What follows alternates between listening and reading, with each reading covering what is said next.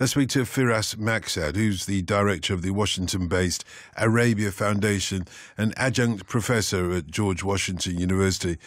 Professor, will the strikes change anything in Syria?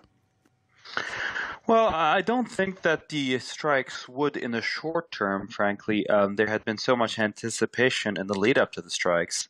Particularly, there was debate about the possibility of what's termed saturation strikes, i.e. taking out Assad's entire air force, going after command and control centers, military bases, and that didn't happen.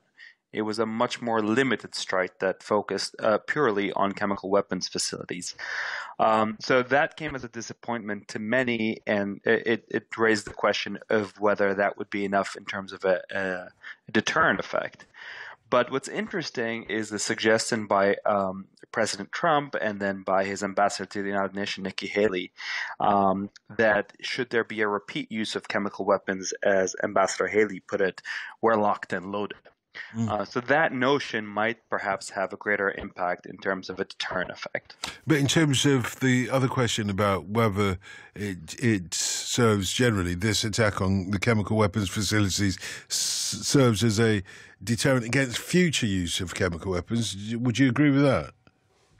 Again, I think the strike itself was much more limited than most anticipated. But that notion that if you try this again, we will be ready, that Ambassador Haley in particular repeated yesterday and today, might have more of that deterrent effect. But let's be honest here. I mean, most of the killing that's taking place on the ground in Syria is not done through the use of chemical weapons. It's done through the use of conventional weapons, barrel bombs being lobbed out of helicopters, and that will continue to be an effective tool in Assad's arsenal. It is one of the ironies, I suppose, of this conflict that it's the chemical weapons in itself that has the international community up in arms and prepared to, or some members of the international community prepared to attack Syria in this way. So are you essentially saying then the strikes on 3 particular facilities on Friday in Syria didn't wipe out the capability of President Assad to use chemical weapons? I'm not a chemical weapons expert, but the belief amongst many is that no, it didn't. Most of these chemicals, the gases that Assad has been using, are believed to be chlorine. Now, chlorine in particular is not a chemical weapon, but it could be weaponized and used as such. And chlorine is an industrial substance that could be easily found on the market. So at least when it comes to chlorine, there's a sense that Assad can continue to produce, weaponize, and use that substance. Sarin, that might be a bit more complex. I don't know if he still has access to that. Can President Assad continue being president? Surely those attacks, the airstrikes on Friday, will have weakened him somewhat. Well, actually, I beg to differ.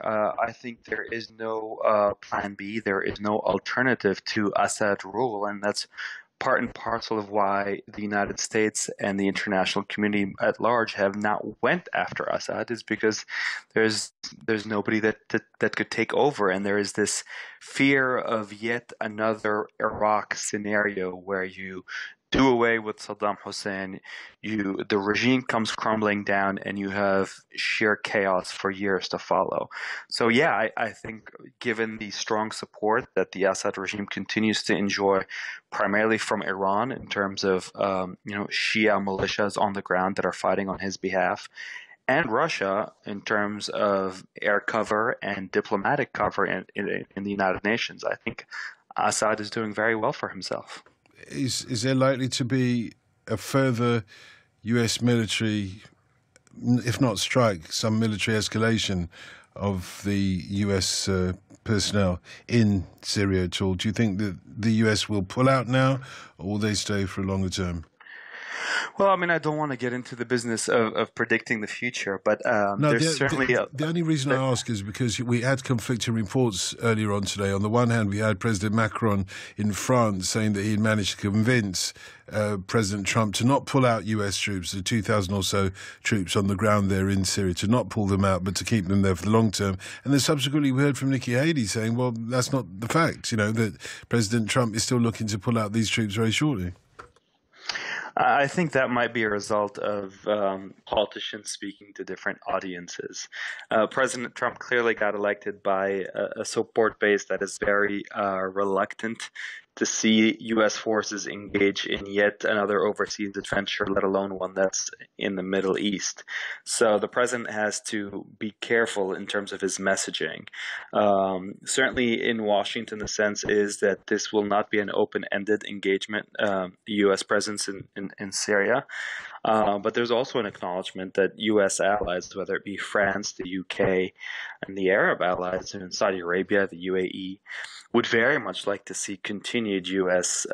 presence, if nominal. We're only talking about 2,000, mostly trainers, special forces operators on the ground in northeastern Syria, to make sure that the fight against ISIS is finished, but also to keep tabs on Iran, a country that is increasingly projecting power into various countries in the Middle East, including Syria. Firas, thank you. Firas Maksad, the director of the Washington-based Arabia Foundation, also adjunct professor at George Washington University.